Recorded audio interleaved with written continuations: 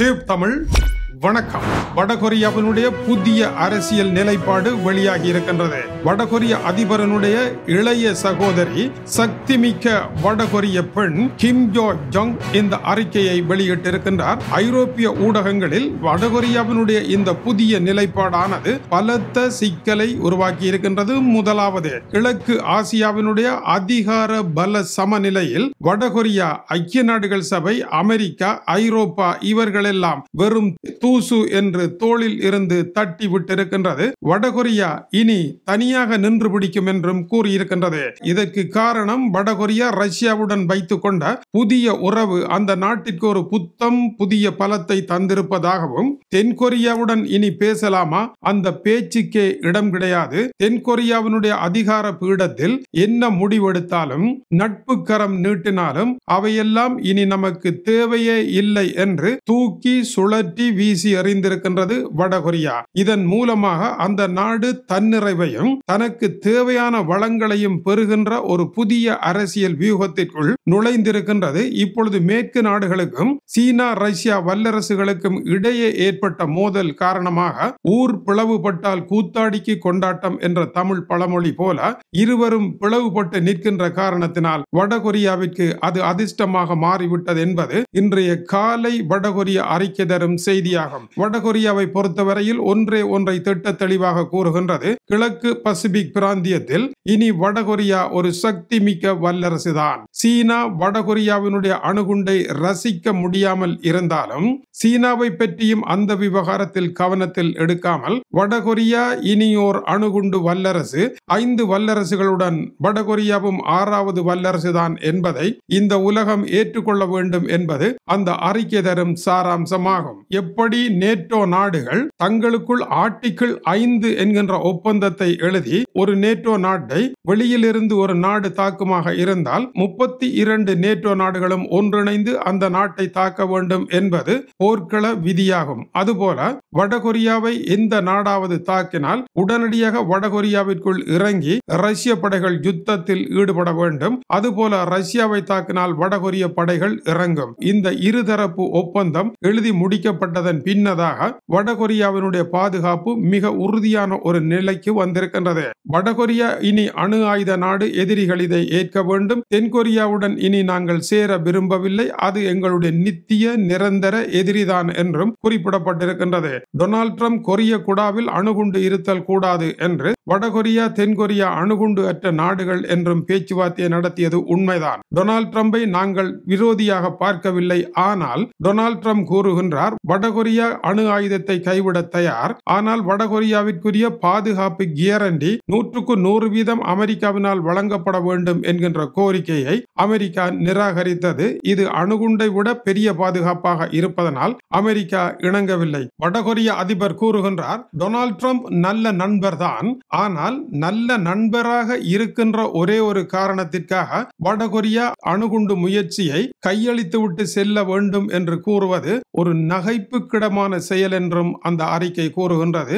இப்படித்தான் ரஷ்ய அதிபரை நல்லதொரு நண்பர் என்று கூறிக்கொண்டு எதுவுமே செய்யாது உக்ரைன் போரை நிறுத்துங்கள் என்று பச்சை தண்ணீரில் டொனால்ட் ட்ரம்ப் பணிகாரம் சுடத் தொடங்கி இருக்கின்றார். ரஷ்யாவை பொறுத்தவரையில் இந்த போருக்கு ஏற்பட்ட இழப்பு, எப்படி உக்ரைனுக்கு பணத்தை கொடுத்தீர்களோ அதுபோல தங்களுக்கும் தங்களுடைய இழப்பிற்கு பணம் தர வேண்டும் என்ற நிபந்தனையை திரைமறைவில் பேசும் என்பதை சொல்ல வேண்டிய தேவையில்லை. டொனால்ட் ட்ரம்ப் கொடுக்க தயாராக இல்லை என்பதும் கவனிக்கத்தக்கது. தென்கொரியாவில் ஏற்பட்டிருக்கின்ற ஆட்சி மாற்றத்திற்கு பின்னதாக வெளிவந்துள்ள முக்கிய தகவல்கள், தென்கொரியாவினுடைய இப்போதைய தலைவர் லீ ஜே மியாங் வடகொரியாவுடன் நட்பாக இருக்க விரும்புகின்றார். எதிர்ப்பு வேலைகளை ஒலிபெருக்கிகள் மூலமாக பாடல்கள் போடுவதையெல்லாம் நிறுத்தி நட்பை காட்டினாலும் முன்னர் தென்கொரியாவுடன் ஒரு நட்பை பேணுவோம் என்று 8 மாதங்களின் முன்னதாக ஒரு அறிக்கையை வெளியிட்டது வடகொரியா. இந்த அறிக்கையினுடைய நோக்கம் தன்னுடைய காரியங்களை முடிப்பதற்காக ரஷ்ய பாணியில் விடப்பட்ட ஒரு போலி அறிக்கைதான் என்றாலும் கூட இப்பொழுது தென்கொரியாவுடன் எந்த பேச்சும் கிடையாது என்று கூறியிருப்பதானது முன்னைய அறிக்கை காரியம் முடியும் வரைக்கான ஒரு பொய் அறிக்கை என்பதும், ரஷ்ய அதிபர் அமெரிக்க அதிபருடன் நட்பாக இருப்பதும், அமெரிக்க அதிபர் ரஷ்ய அதிபருடன் நட்பாக இருப்பதும், தங்களுடைய காரியங்களை நிறைவேற்றுவதற்கு காலம் எடுப்பதற்கான பொய் நடவடிக்கை என்பதையும் இந்த இடத்தில் புரிந்து கொள்வது அவசியமாகும். சீனா கொள்கை அளவில் வடகொரியாவினுடைய அணுகுண்டை விரும்பாவிட்டாலும் கூட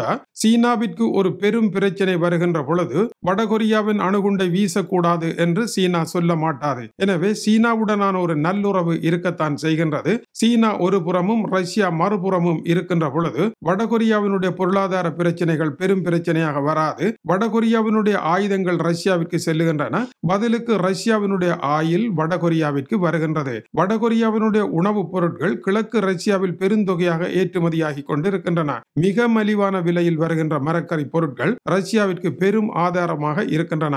இந்த நிலையில் தான் வடகொரியா தனக்கு ஒரு ஆதார அடையாளம் கிடைத்து விட்டது என்றும், இனி ஐக்கிய நாடுகள் சபையும் ஐரோப்பிய நாடுகளும் அமெரிக்காவும் தடைகளை விதித்தால் அது பற்றி தங்களுக்கு எந்த கவலையும் இல்லை என்றும், அந்த தடைகள் தங்களுடைய பொருளாதாரத்தில் எந்த பாதிப்பையும் ஏற்படுத்தாது என்றும் அவர்கள் தெரிவிக்கின்றார்கள். கடந்த ஜூலை மாதம் ரஷ்யாவினுடைய தலைநகர் மாஸ்கோ, வடகொரியாவினுடைய தலைநகர் பியோங்யாங் இரண்டுக்கும் இடையே வர்த்தக விமான சேவைகள் ஆரம்பிக்கப்பட்டிருக்கின்றன. 1990ஆம் ஆண்டின் பின்னர் இவ்வாறான நிலையில் ஏற்பட்டிருக்கின்ற முன்னேற்றமானது வடகொரியாவை தலைநிமிர வைத்தும், ஆசிய பசிபிக் பிராந்தியத்தில் வடகொரியா தன்னிகரற்ற ஒரு நாடாக இருப்பதாகவும் வடகொரிய அதிபரனுடைய சகோதரி இந்த அறிக்கையை வெளியிட்டு பேசியிருக்கின்றார். வடகொரியாவினுடைய தொலைக்காட்சி KCNA-ல் இது வெளியாகி இருக்கின்றது. இதேவேளை உக்ரைன் மீது ரஷ்யா மிக மோசமான தாக்குதலை நடத்தி இருக்கின்றது. நேற்று இரவு தலைநகர் கியேவில் மட்டும் 31 பேர் கொல்லப்பட்டிருக்கின்றார்கள். ஒட்டுமொத்த உக்ரைனிலும் 50 பேர் கொல்லப்பட்டிருக்கின்றார்கள். 150 பேர் காயம்,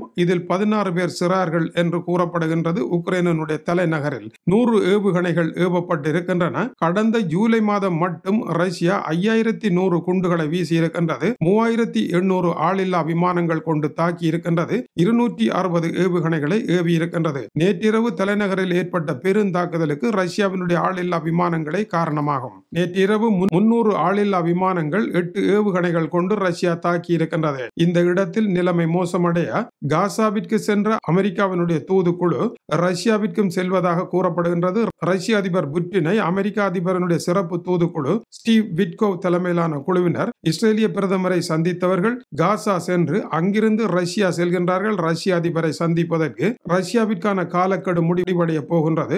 ரஷ்யாவினுடைய செயல் ஒரு ஈனத்தனமான செயல், உக்ரைனில் நடத்திய தாக்குதல் என்று டொனால்ட் ட்ரம்ப் கூறியிருக்கின்றார். எனவே ரஷ்ய அதிபரனுடைய இறுதி முடிவுதான் என்ன என்பதை கேட்பதற்காக செல்லுகின்றார்கள். ரஷ்யா மீதான பொருளாதார தடைகள் வரப்போகின்றன. 8ஆம் தேதி ஆகஸ்ட் மாதம் உக்ரைனுக்கும் ரஷ்யாவிற்கும் இடையே பேச்சுவார்த்தை, அதில் இருவரும் கலந்து கொள்ள வேண்டும் என்பது கருத்தாகும். அதேவேளை உக்ரைனை ஐரோப்பிய ஒன்றியத்தில் சேர்ப்பதற்கான வேலைகள் மிக நெருக்கமாக வந்துவிட்டது. உக்ரைனில் உருவாக்கப்பட்டிருக்கின்ற புதிய ஊழலுக்கு எதிரான சட்டத்தை ஐரோப்பிய ஒன்றிய ஆணையர் ஊர்சுலா von der Leyen வரவேற்றிருக்கின்றார். அந்த வரவேற்பு கிடைத்தவுடன் தான் ரஷ்யாவினுடைய 300 ஆளில்லா விமானங்கள் உக்ரைனுடைய தலைநகர் கியேவ் நோக்கி வந்திருக்கின்றன. எனவே உக்ரைனுக்கு வாய்ப்பாக சம்பவம் நடைபெறுமாக இருந்தால் ரஷ்யா உடனடியாக தாக்குகின்றது. ரஷ்யாவிற்கு பாதகமான நிலை வருமாக இருந்தால் பேச்சுவார்த்தைக்கு தயார் என்று சொல்லுகின்றது. ரஷ்யா பேச்சுவார்த்தைக்கு தயாராக இல்லை, தாக்குதலை மட்டும் நடத்துகின்றது. எனவே ரஷ்யாவினுடைய நோக்கம் பேச்சுவார்த்தைகள் மூலமாக கால கடத்தலும் தங்களுடைய தாக்குதல் இலக்கை அடைவதும் என்று மேற்கு நாடுகள் முடிவெடுத்து ரஷ்யாவிற்கு எதிராக அணிவகுக்க வேண்டிய சூழல் ஏற்பட்டிருக்கின்றது. இந்த இடத்தில் உலகம் இரண்டாக பிளவுபட்டுக் கொண்டிருப்பதும் இருபெரும் அணிகள் உருவாவதற்குரிய ஆபத்தான சூழல்கள் இருப்பதும் இந்த நிகழ்வுகளினுடைய தொகுப்பாக இருக்கின்றது. இப்பொழுது விவகாரம் இந்தியாவிலிருந்து தாவி தென்கிழக்கு ஆசியா நோக்கி சென்றிருக்கின்றது. கம்போடியா தாய்லாந்து மோதல் இது நேரே பசிபிக்கு பாய்வதற்குரிய சாத்தியக்கூறுகள் உண்டு. இதனால் தான் வடகொரியாவினுடைய இந்த அறிக்கை வந்திருக்கின்றது என்பதையும் கூர்ந்து கவனிக்க வேண்டியதாக இருக்கின்றது. இது டியூப் தமிழுடைய உலக செய்திகளுக்காக டென்மார்க்கில் இருந்து கீசே துறை. வணக்கம் உறவுகளை.